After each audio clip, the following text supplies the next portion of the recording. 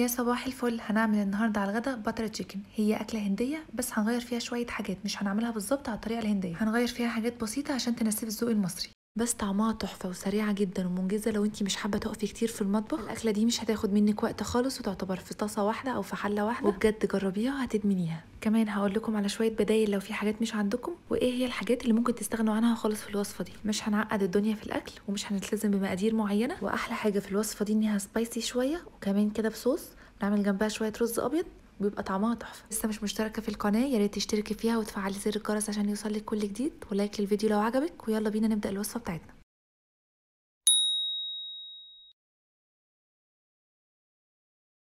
اول حاجه ده صدر فرخه كامل انا مقطعه مكعبات، وضفت عليه معلقتين كبار من الزبادي، وضفت عليه معلقه صغيره من الثوم وربع معلقه صغيره من الجنزبيل. هنا بقى حطيت بهارات مختلفه شويه عن البهارات الهنديه، حطيت شويه من البابريكا وشويه من بهارات الفراخ، واخر حاجه شويه ملح وفلفل وعصير نص ليمونه. هقلب بقى كل المكونات دي كويس مع بعض، وبعدين هسيب الفراخ تتبل شويه.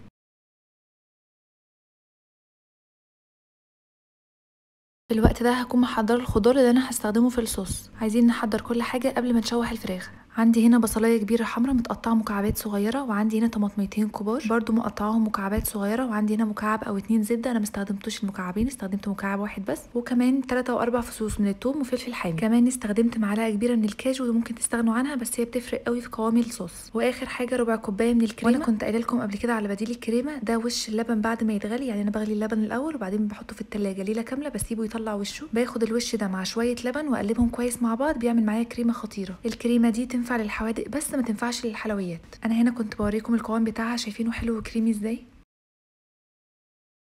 نبدا بقى الوصفه بتاعتنا. اول حاجه حطيت شويه من الزيت عليه مكعب من الزبده، وبعدين هنزل الفراخ اللي انا كنت متبلاها من شويه. انا ما تبلتهاش كتير، انا بس تبلتها ورحت حضرت الخضار بتاعي البصل والطماطم وكده. نزلت الفراخ على دفعه واحده عادي، واول ما اخدت لون بدات ان انا اطلعها. مش مهم عندي انها تكون اخدت سوا 100%، انا بعد كده لسه هسويها في الصوص، بس انا كنت عايزاه تغير لون بس.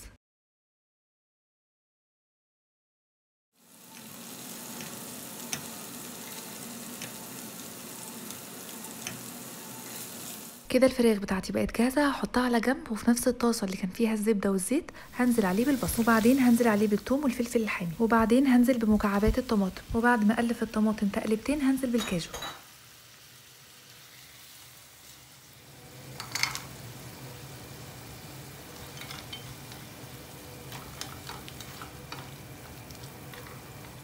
دلوقتي هنزل عليه بكوبايه من الميه، وبعدين هغطي الخليط بقى. عايزاه يستوي شويه، انا عايزه البصل والطماطم يستووا، وهنظبط الملح والفلفل في الاخر خالص.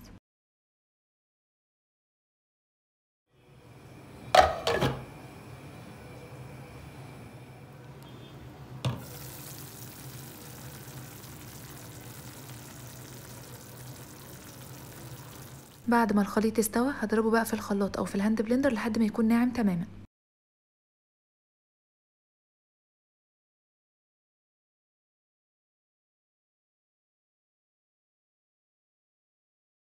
بعد ما ضربنا الخليط هنزله في نفس الطاسه، وهزود عليه شويه ميه صغيرين قوي عشان الصوص هنا سميك شويه، ياخد بس غلوتين على النار، وبعدين اضيف الكريمه.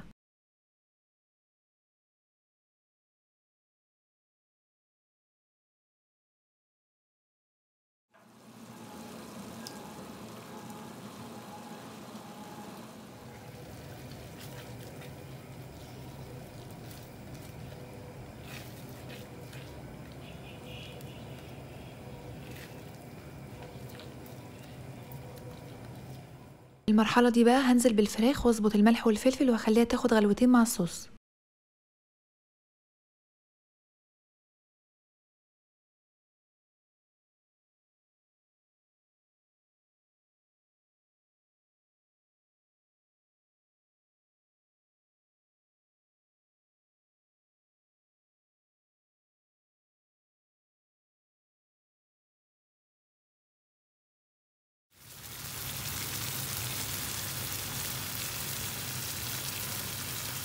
خلاص انا هنا كنت طفيت على الفراخ، وهبدا بقى اغرفها في الاطباق. هعملها جنب رز ابيض. الناس اللي بتحب الصوص والرز الابيض واللغوصه دي هيعجبها قوي الوصفه دي.